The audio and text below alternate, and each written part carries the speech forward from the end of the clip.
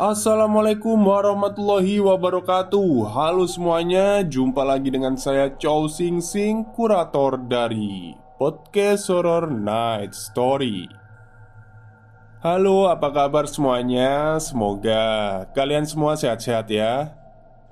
Dan seperti biasanya, pada malam hari ini saya kembali dan akan membawakan sebuah kisah mistis untuk kalian semua. Kisah mistis kali ini saya datangkan dari tweet Twitternya Mas Dio Seta mengenai penunggu atap rumah tua. Seperti apa kisahnya? Mari kita simak. Tinggal di rumah masa kecil seharusnya jadi hal yang menyenangkan. Tapi tidak kali ini. Suara di atas plafon yang sering kudengar saat kecil ternyata menyimpan kenyataan yang mengerikan. Sebuah cerita dari teman lama saat dulu dimutasi ke cabang di kampung halamannya dan menempati kembali rumah masa kecilnya yang ternyata menyimpan banyak misteri. Sudah hampir tengah malam, namun suara berisik dari atas plafon membuatku sulit untuk memejamkan mata. "Bu, itu suara apa sih? Putro nggak bisa tidur nih," keluhku pada ibu yang sepertinya masih sibuk mengutak-atik lampu teplok di ruang tengah. "Ah, mungkin suara tikus atau kucing. Putro tidur aja, sini ibu temenin," ucap ibu sambil mengantarku kembali ke kamar. Seperti biasanya, tembang Jawa dinyanyikan oleh ibu untuk menenangkanku dan membuatku tertidur dengan lelap. Setelah memastikan aku tertidur, ibu meninggalkanku dan segera meninggalkanku di kamar. Samar-samar aku masih mendengarkan ibu melanjutkan mengutak-atik lampu teplok di ruangan tengah sambil menyanyikan lagu yang sama. Tapi aku merasa ibu menyanyikan senandung itu untuk menenangkan seseorang atau mungkin sedang menenangkan sesuatu.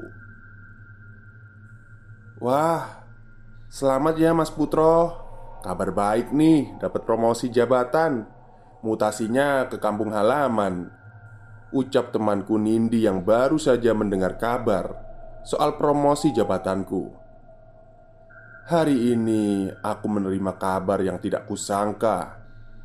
Hasil kerja kerasku bertahun-tahun akhirnya membuahkan hasil. Aku mendapatkan promosi sebagai manajer cabang. Dan untungnya lokasi cabang yang kupegang ternyata di kampung halamanku yang ada di Jawa Tengah. "Wah, makasih ya Nindi. Nanti makan siang gue traktir deh, sekalian sama anak-anak satu divisi," ajakku yang memang sedikit ingin melakukan syukuran atas berita bahagia ini. Aku segera menelpon Indri, istriku, untuk memberitahu kabar ini. Dan seperti dugaanku, Indri juga merasa senang. Pasalnya, kota kelahiran Indri juga tidak jauh dari kampung halamanku. Acara makan siang kali ini benar-benar tidak biasa. Berbagai kesan-kesan diluapkan oleh teman-teman satu divisiku yang sebenarnya sudah nyaman bekerja bersamaku. Dan begitu juga sebaliknya.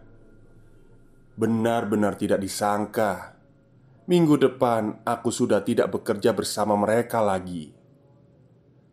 "Mas Putro, sering-sering kirim kabar ke sini ya. Kalau kita mau trip ke sana wajib dijamu loh," ucap Nindi yang terlihat paling sedih karena memang dialah yang paling lama bekerja denganku. "Santai aja Nin. Kalau rapat di pusat nanti pasti ketemu kok. Kalau mau mampir bisa nginep di rumahku. Rumah ibuku di kampung cukup besar, jadi masih ada kamar yang bisa ditempatin," jelasku. "Beneran ya? Tungguin. Kapan-kapan Nindi main ke sana," ucapnya. Selesai makan siang, kami segera melanjutkan pekerjaan kami. Dan aku mulai mencicil membereskan barang-barangku yang ada di kantor dan mempersiapkan kepindahanku. Singkat cerita, saat ini tepat di hadapanku dan Indri berdiri sebuah rumah tua yang masih kokoh dengan arsitektur zaman Belanda yang terhitung mewah pada masanya. Beberapa mobil yang mengangkut perabotan sudah datang duluan dan mulai menata barang-barang yang kubawa dari Jakarta. Mas Putro nggih? Kapan sampai di sini, Mas?" ucap Bu Sarti yang kebetulan lewat dengan membawa belanjaannya dari warung. Ibu, lama sekali ya nggak ketemu. Ini saya baru saja sampai. Ini kenalin istri saya, Indri," balasku pada Bu Sarti, salah satu tetanggaku yang dulu cukup akrab dengan ibu saat ibuku masih hidup. "Salam kenal ya Bu, saya Indri," ucap Indri dengan ramah. "Wah, ayune bojomu.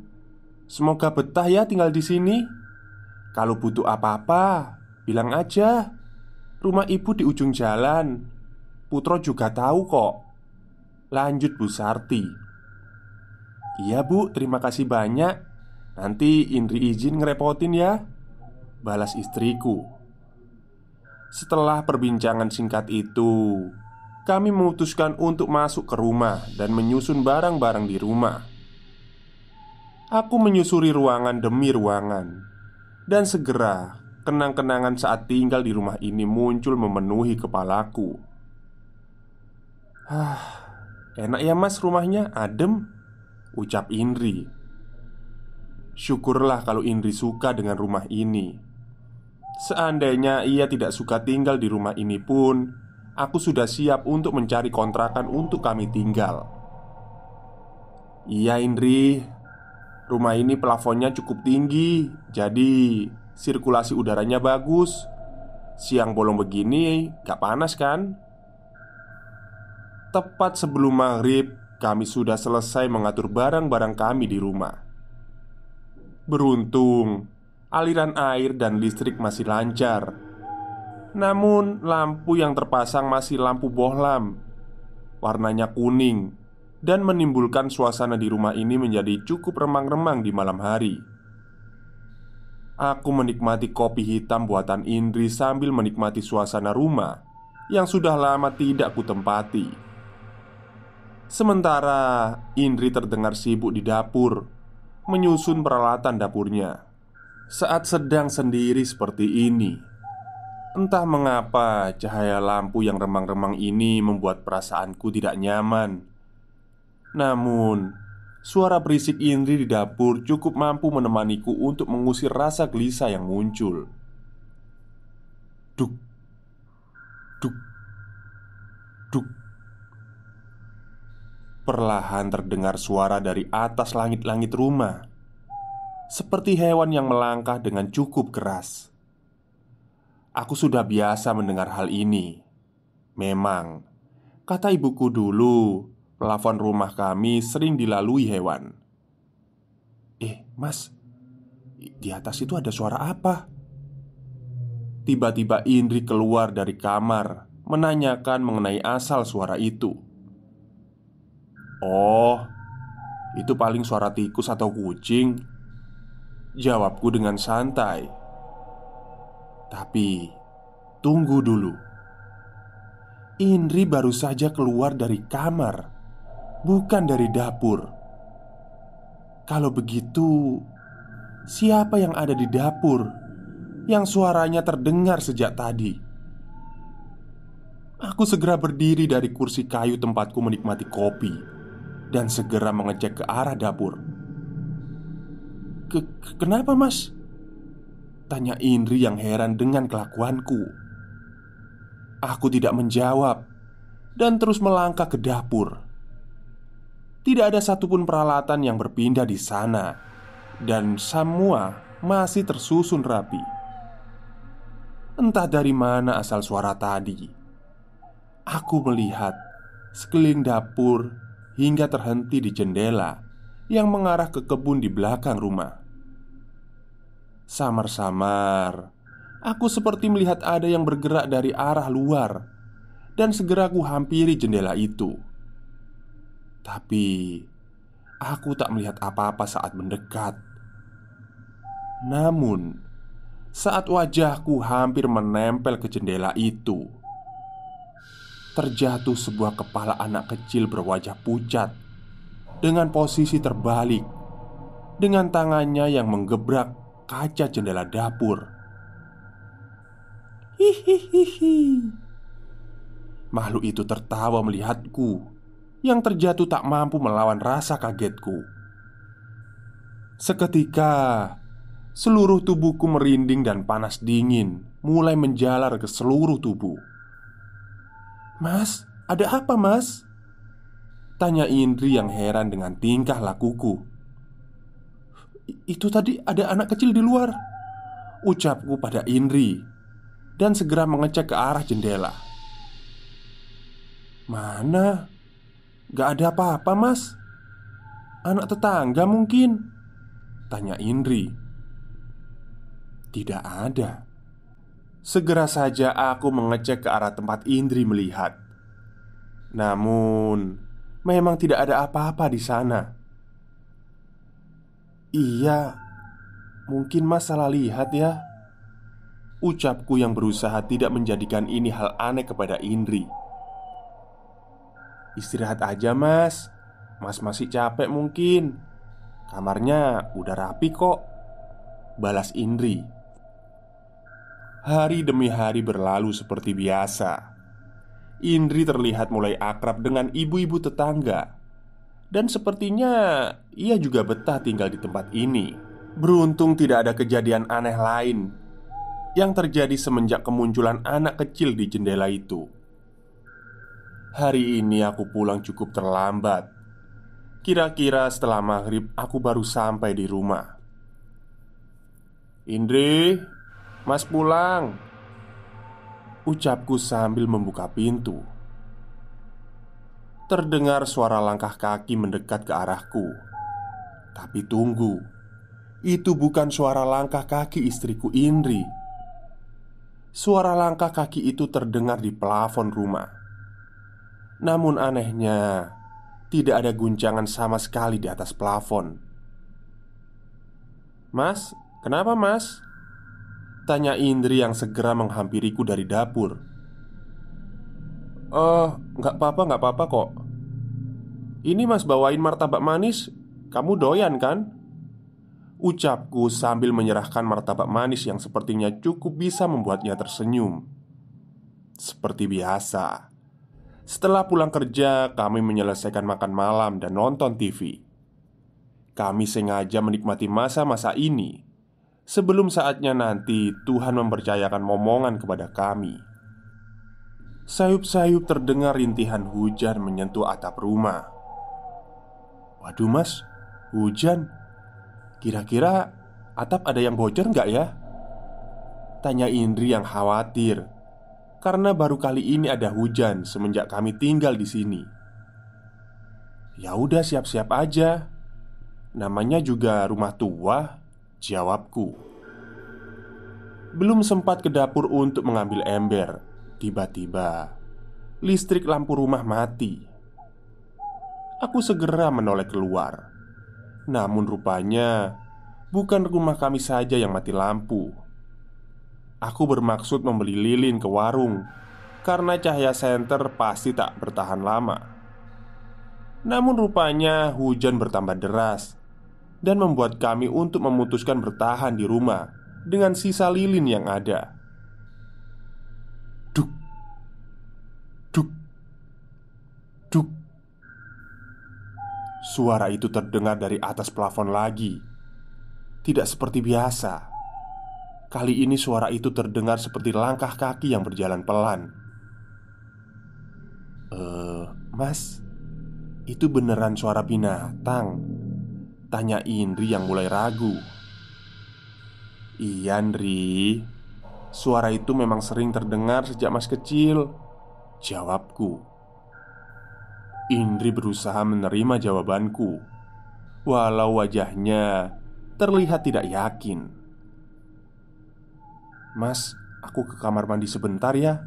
Pinjam lilinnya," ucap Indri yang segera mengambil lilin tanpa persetujuanku.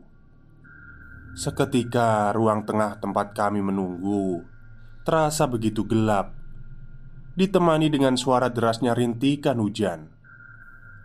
Hal ini mulai membuatku merasa sedikit merinding. Entah dari mana, sepertinya ada hembusan angin yang meniup tengkukku dan membuatku merasakan udara semakin dingin. Tak lama setelahnya, dari atas plafon rumah terdengar suara sesuatu yang berlari tanpa henti. Semakin lama, suara itu semakin keras, semakin ramai dan seketika berhenti ketika suara itu berada di atas kamar mandi. Aku merasa khawatir. Sudah cukup lama juga Indri berada di kamar mandi.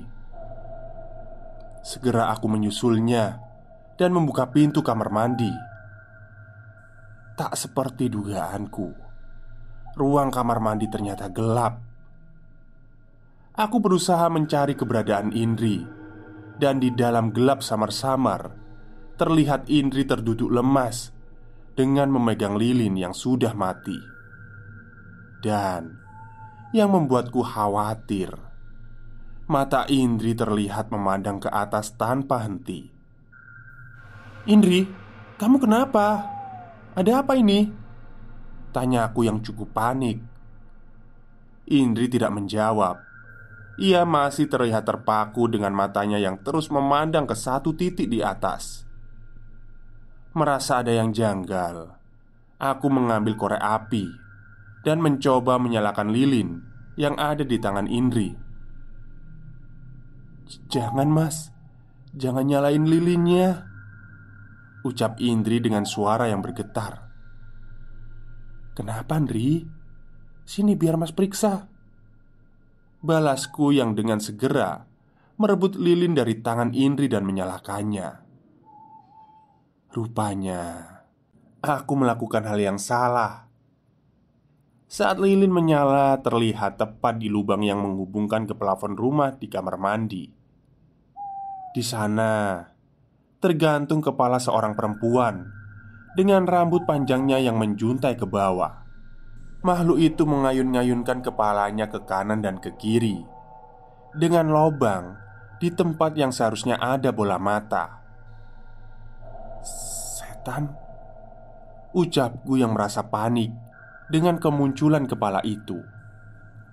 Namun aku mengingat Indri yang masih terduduk lemas dan segera mengangkatnya keluar dari kamar mandi.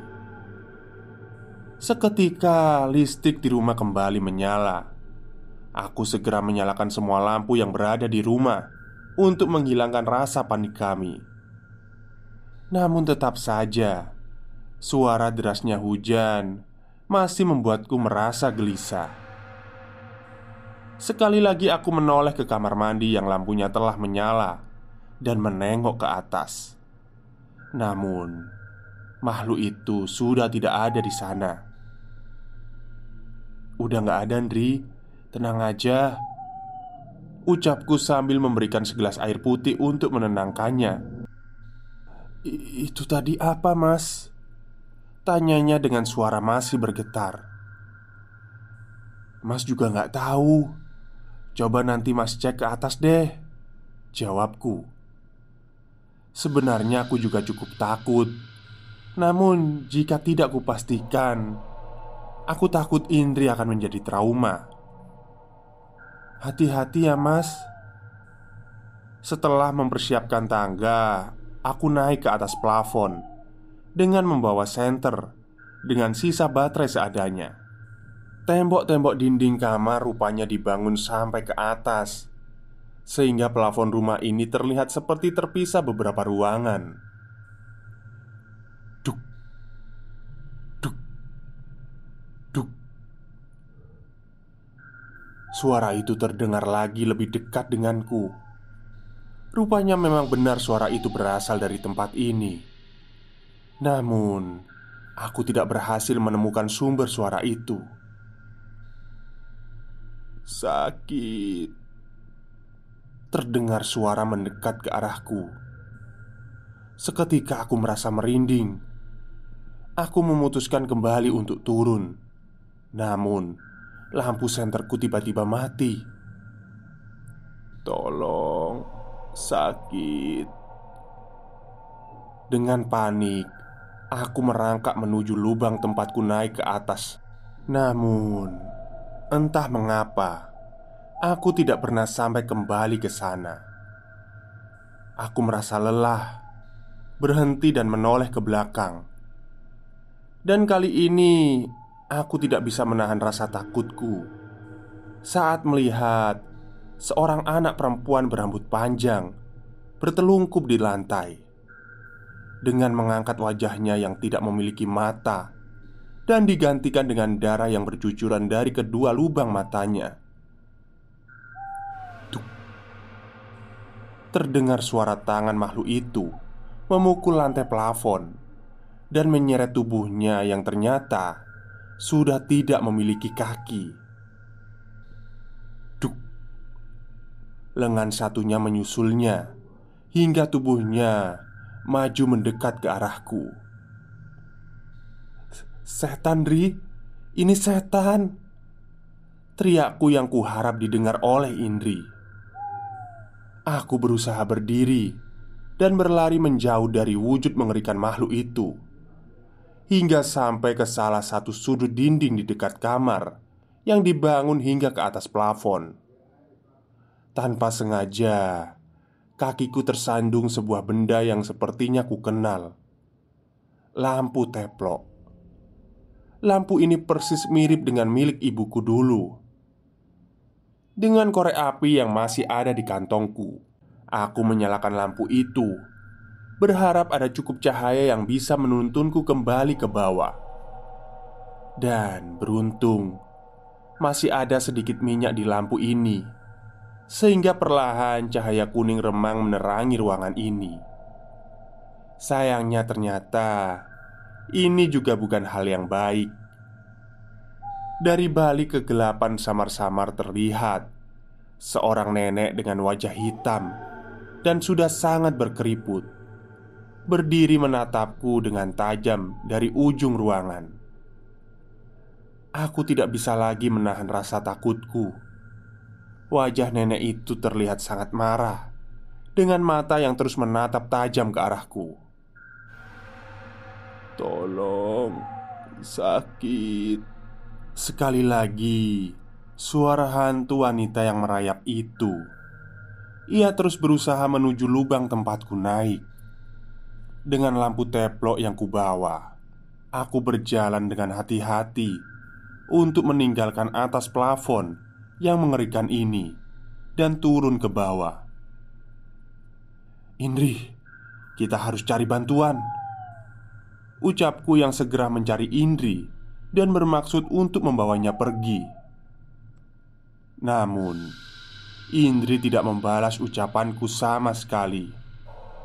Sebaliknya, ia hanya berdiri di tengah ruangan dengan mata yang tajam menatap ke arahku, dan di tangannya sudah tergenggam sebuah pisau. Indri menyeringai dengan senyumnya yang mengerikan. Suara petir menggelegar, tidak menggoyahkan Indri sama sekali. Ia mengangkat pisaunya dan mulai mengarahkan ke lehernya. "Ini hukumannya kalau mau ikut campur," ucap Indri dengan suara yang tidak kukenal. Perlahan, ia menyayat lehernya hingga berdarah.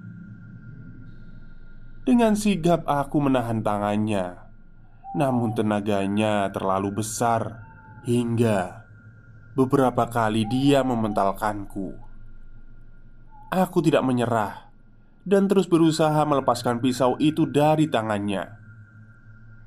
Untungnya setelah cukup lama, tiba-tiba Indri tersadar. Mendadak ia menangis, seolah mengerti dengan apa yang terjadi. "Mas, aku takut," ucap Indri. "Sudah, sekarang kita keluar dulu. kita ke rumahnya Bu Narti," perintahku yang segera mengajak Indri keluar dari rumah yang mulai terasa semakin mengerikan ini. 2 gelas teh hangat disuguhkan kepada kami. Terlihat Bu Narti tidak habis pikir mendengar cerita dari kami. Beliau juga sudah menelpon sesepuh desa yang memang dianggap cukup mengerti dengan hal-hal ini. "Emang Mas Putro dari kecil tidak tahu apa-apa mengenai cerita rumah itu?" tanya Bu Narti. Aku hanya menggeleng. Selama ini memang ibu tidak pernah menceritakan apapun mengenai rumah yang aku tinggali sejak kecil itu. "Sebelum ditinggali keluargamu, rumah itu milik seorang nenek yang misterius. Dia tinggal di sana sendiri, padahal semua anaknya hidup kaya raya.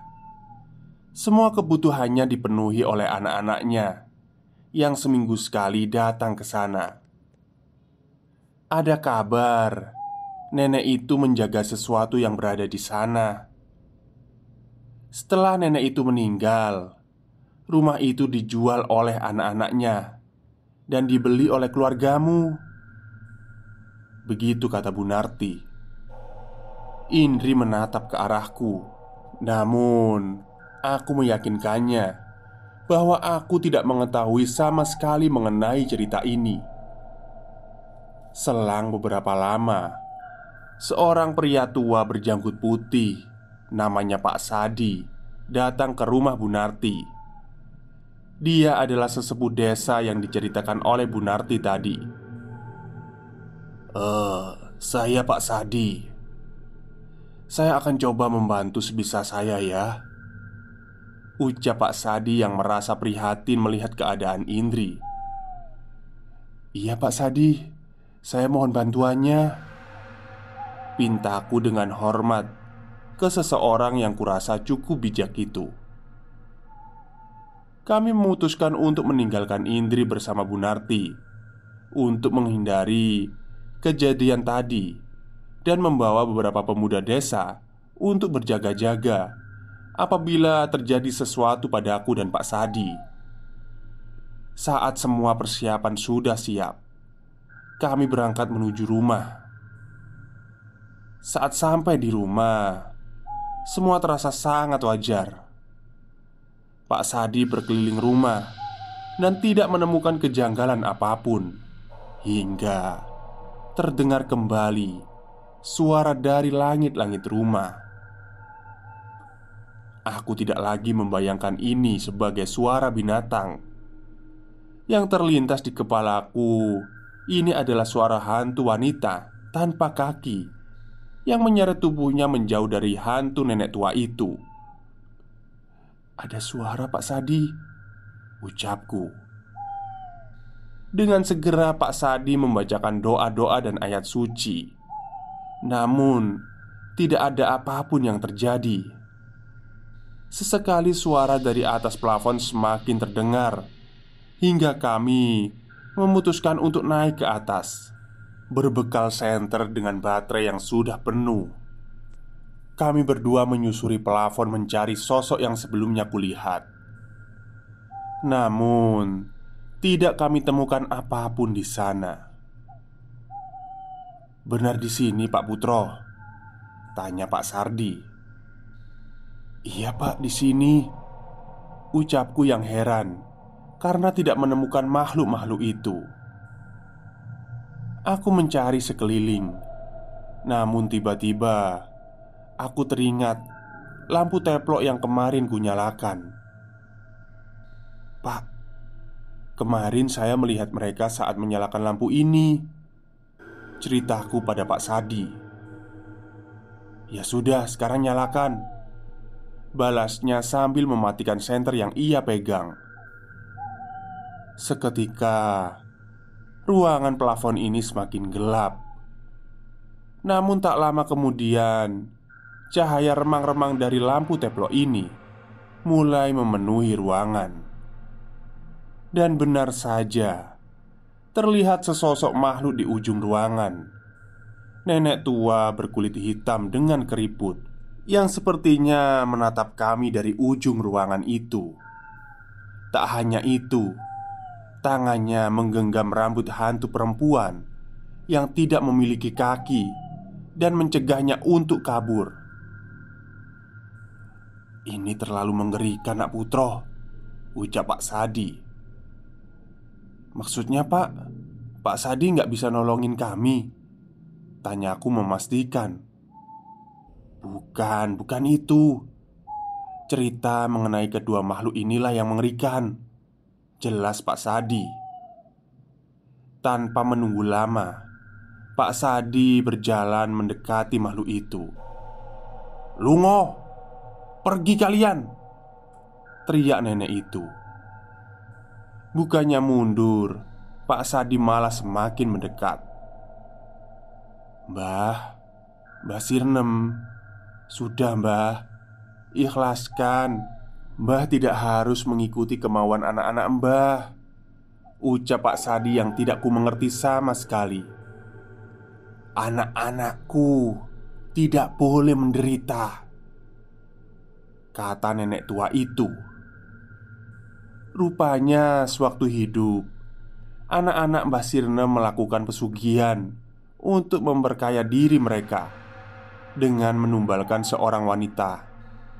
Dan agar pesugihan itu terus berjalan, harus ada seseorang yang menjaga roh anak wanita itu agar tidak bisa keluar dari rumah lokasi penumbalan.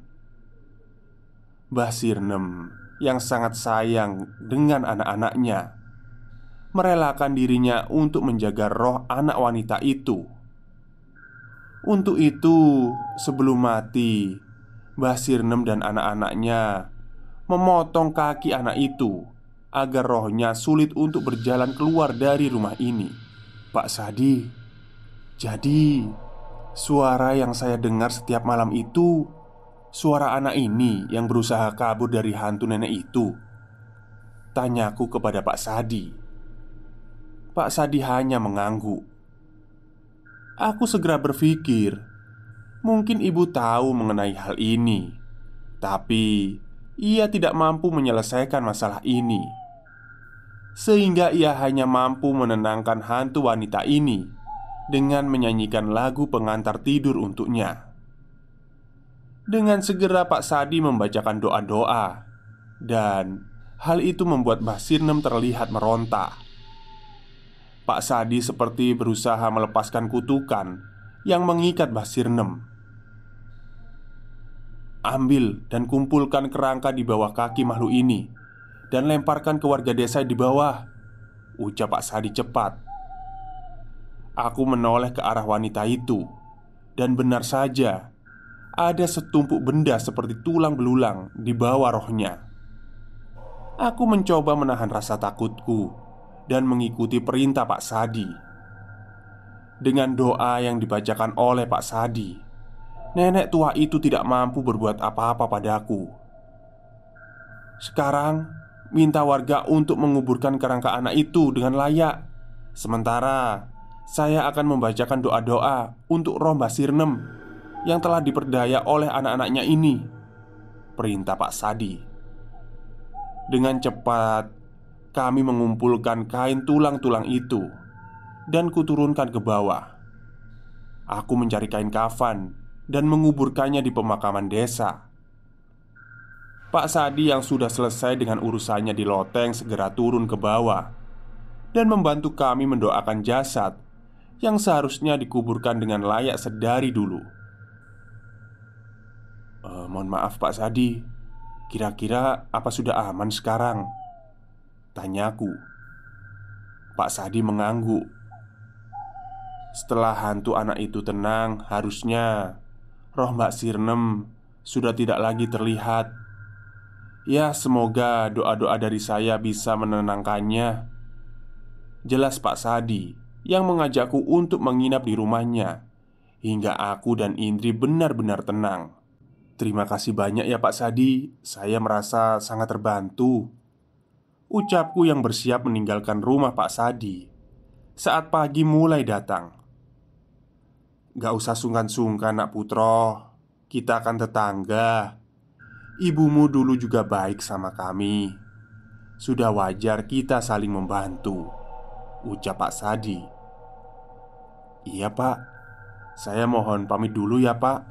Khawatir sama Indri. Semoga dia nggak trauma," pamitku. "Iya monggo," tutupnya. Segera aku bergegas menjemput Indri di rumah Bu Narti. Ia terlihat sedang sibuk membantu Bu Narti di dapur. "Indri, ayo kita pulang. Udah banyak repotin kita di sini," ucapku pada Indri. "Alah, ngerepotin apa toh Mas Putro? Malah Indri ini loh yang bantuin masak buat daganganku," jawab Bu Narti. Aku cukup senang melihat Indri tidak trauma dengan kejadian semalam. Setelah sedikit beberes, aku dan Indri izin pamit dari rumah Bu Narti dan kembali ke rumahku. "Tenang saja Indri, rumah ini sudah aman kok. Kemarin Pak Sadi sudah ngebantuin buat mendoakan semuanya," ucapku. "Iya mas, Indri percaya kok. Kemarin warga juga cerita. Dan kayaknya sudah nggak ada lagi suara di atas plafon kan?" ucapnya. Yah, benar juga. Biasanya hampir setiap jam ada suara dari atas. Namun kali ini hening. Tidak ada suara apapun dari atas langit-langit rumah. Semenjak itu, kami hidup dengan tenang di peninggalan rumah ibuku ini, yang sebenarnya memang sangat nyaman untuk ditinggali. Bukan hanya karena bangunan rumahnya, tapi juga tetangga di sekitar kami yang ramah dan selalu siap untuk membantu kami. Oke, itulah akhir cerita dari tweet Twitternya Mas Dio Seta mengenai sebuah misteri yang ada di sebuah atap plafon rumah ya.